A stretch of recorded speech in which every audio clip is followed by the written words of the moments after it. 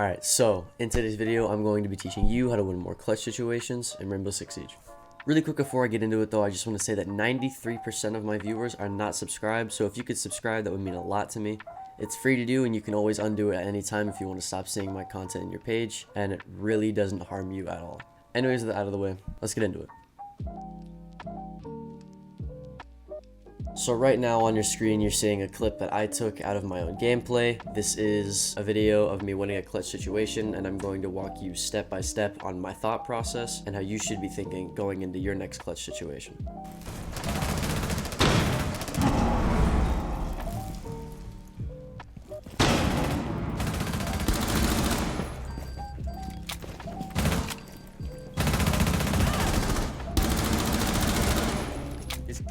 Don't mind my aim there. You guys are throwing. They're right on the other side of this castle barricade.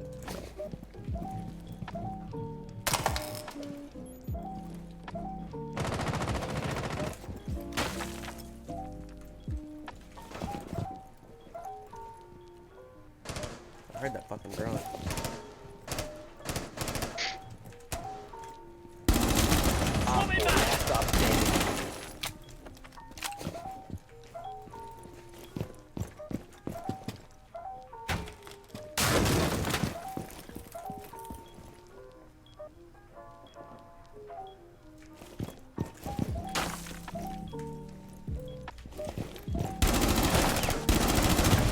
On God, I'm built like that. On God, I'm built like that.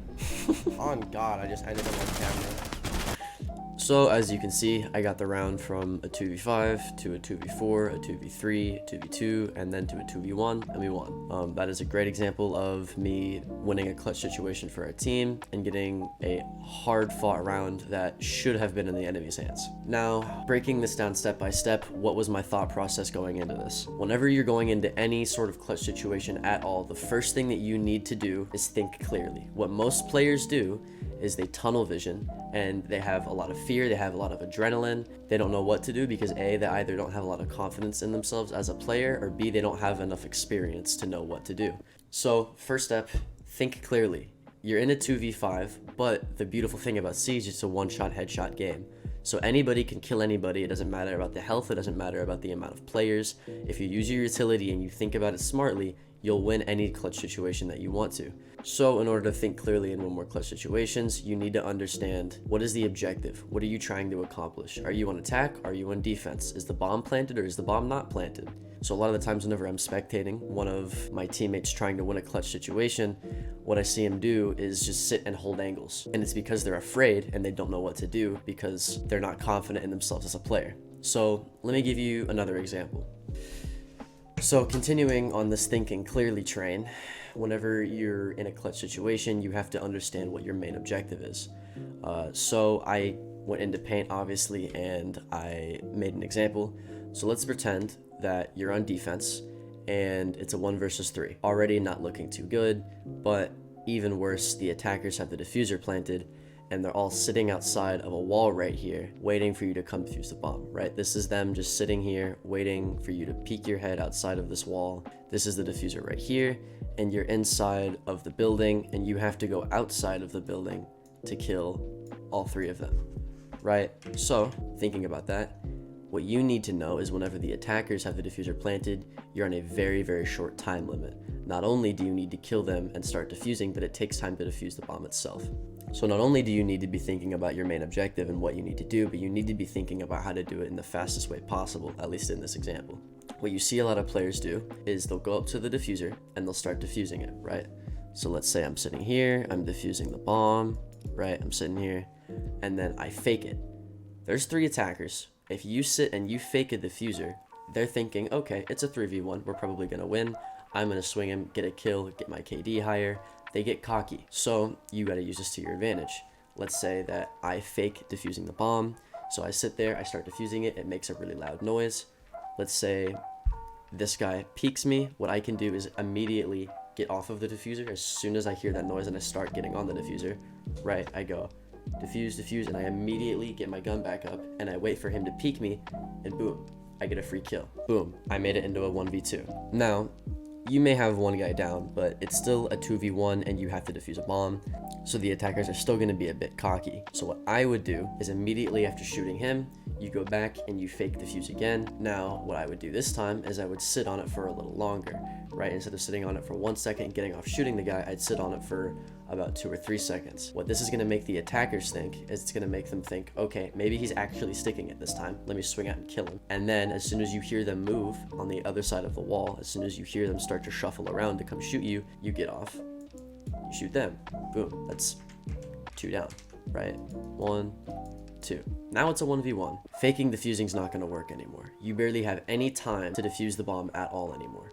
So if you're gonna go in and you're gonna fake the defuse and get him to swing you, he's not cocky anymore, it's a 1v1. He's starting to think, oh, maybe this guy's good, I need to play it safe. So a lot of times, they'll just stick the diffuser and they'll literally just defuse it because the attacker is too afraid to peek after you kill his 2 teammates for doing the exact same thing. That's option 1. Option 2, which works especially if you don't have a lot of time, is literally just swing him and run at him. So what I would do is I wouldn't even fake defuse at all. Once his 2 teammates are dead, I would literally just run out and pick a gunfight with him. That's if I don't have a lot of time, because you have to then go back in and defuse it, which still takes time. But that's if you trust your gun skill enough to win the round. My last tip, and arguably the least important tip, is using any fear or adrenaline that you get during a clutch situation to your advantage.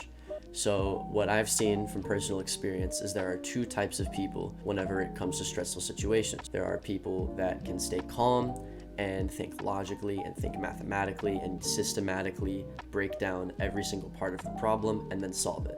And then there is a second type of people that get really panicked. They have a lot of adrenaline, they have a lot of fear, and they use that to kind of just bull rush the fucking problem. That's what adrenaline is. If you're in a situation where you need to survive, adrenaline kicks in and it makes your body and your mind a lot more energetic and kind of just hyper, and you're able to do things you weren't able to do before. I explained that really fucking poorly, but either A, you get a lot of adrenaline and you get a lot of fear, or B, you're really calm and you're mathematical. Now, having adrenaline and fear is not bad. The way that you use it could either be good or bad. Let me explain. So personally, under high pressure situations, I have a lot of adrenaline. So whenever I'm clutching rounds, I always have this sense of like adrenaline, and whenever I'm done, I'm just like, I'm shaking. I'm shaking from the amount of adrenaline that just came into my body. That's something that's very, very common. Most people get this whenever they're in a situation like this, as opposed to people that are really, really calm and can think logically. So I'm appealing to a wider audience when I say that I get adrenaline whenever I'm trying to clutch rounds. But contrary to popular belief on how adrenaline works, I actually am very, very good in clutch situations. It's one of my specialties. That's why I feel that I'm able to make this video in the first place. So going back to paint, I'm gonna illustrate what normally happens when people get adrenaline in clutch situations as opposed to what should be happening. So 1, what can happen is you start off at like a scale of 1 to 10, you start off at 0 adrenaline, and then you start to get it more and more as you're winning the clutch situation or as you're put in the clutch situation, and you get to about a 10 in the middle of the clutch situation, and you start freaking out, and then you lose. And then it goes all the way back down to a 0 again. Now, what I'm suggesting you do with the amount of energy that you're given with your adrenaline is, instead of letting the adrenaline control you from going to a 0 to a 10 to a 0, you recognize, okay, I have adrenaline, and you try to maintain that energy at a 5 the entire way through in order to win the round, using your adrenaline as a tool, as a boost of energy, instead of letting the adrenaline use you. With that being said, I think that's going to be pretty much it for the video. I know this is very different from the normal style of video that I do, but it's something that I've been told and that I've thought I've been really good at for a while now, so I thought I'd shed some light on a topic that I'm actually really well versed in. Don't forget to sub. Like I said, 93% of the people who are watching aren't subbed, and you can undo it at any time. Like the video if you like it, dislike the video if you dislike it, and see you next one.